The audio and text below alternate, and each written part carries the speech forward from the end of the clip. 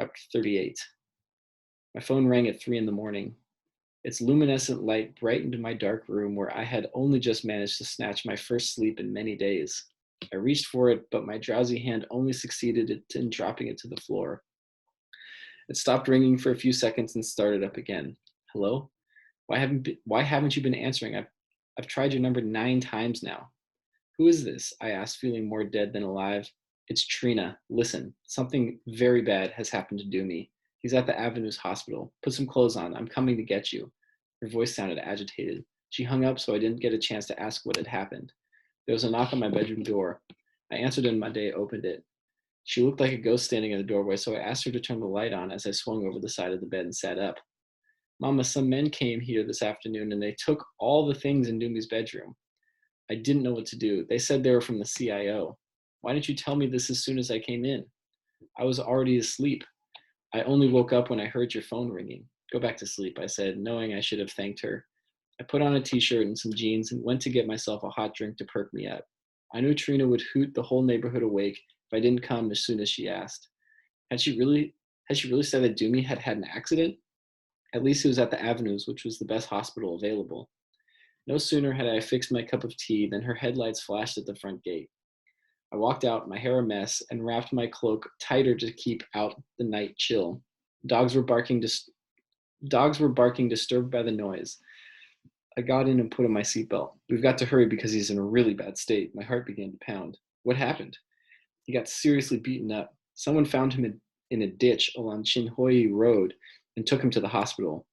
He was drifting in and out of consciousness, but they wouldn't treat him unless they had money up front. Somehow he must have given them my number because they had put me down as his next of kin. Is everything all right between the two of you? How much do they want? There's only so much I can get from the cash machine. No need to stress just now. I told them to treat him out, get the money, but they refused to do anything until I coughed up. Can you believe it? He was dying, and they wouldn't touch him till they got cold cash there, and then. I had to get Derek to rush in the middle of the night with a suitcase full of money. I couldn't bring myself to tell her all that had happened. It's going to be all right, she said. They're used to dealing with this kind of brutality. They see it on a daily basis. I opened the window and a blast of the night air cooled my face. Trina was doing 80 in the city and running through red lights. We arrived at the hospital and went straight up the stairs to the ward he was in. The hospital didn't have the smell of death one found at Parirenyatwa. The floors and walls were clean. The nurse in a white dress told us that it was all right to go into his room. At first, I didn't recognize the person lying on the bed in front of me. His head was the size of a football, and the face was puffed up so much his eyes could barely open.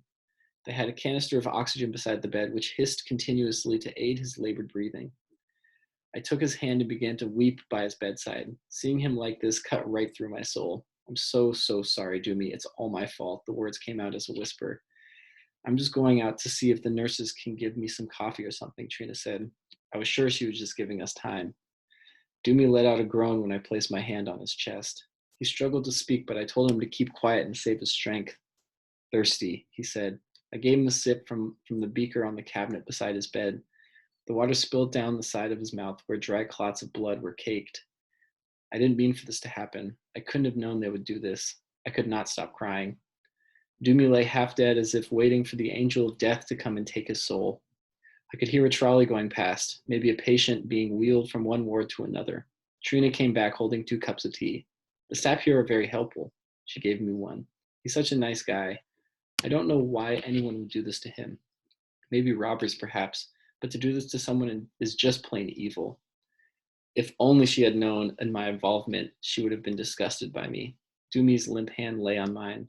What did the doctors say? It's not looking too good. There was extensive trauma to the head, and that's what they're mainly worried about. His skull is fractured in 3 places, and there's a risk that fluid has seeped in. So when the specialist comes in the morning, they're going to do a procedure to relieve the pressure on his brain. Are you going to tell his parents? I don't think he would want them to know. Is there something about all this that you're not telling me? I said nothing.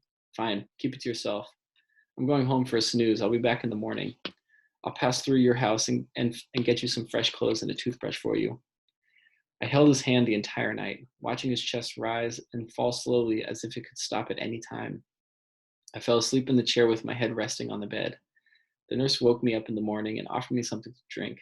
I stretched my aching back and gazed on Dunasani, all bruised and swollen. They'll be coming to take him for the op soon. Maybe you can go home and come back after. I have to stay. There's no way I'm leaving his side.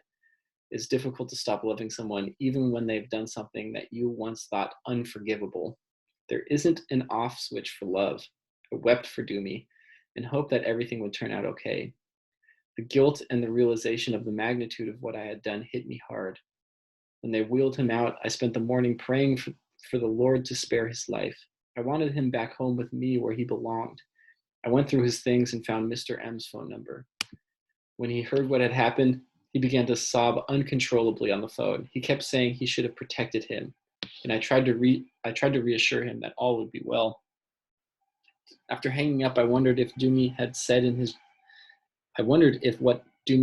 his journal might be true. If it was, then he had one kind of love for me and another for this man. We were both loved, but each of us in their own way. It would be a lie to say I did not want him to myself, but this didn't mean that if I couldn't have him, that I would want him dead. Dumi was too nice a person, and he'd helped me so much in my life. If only I could find a way of writing things again.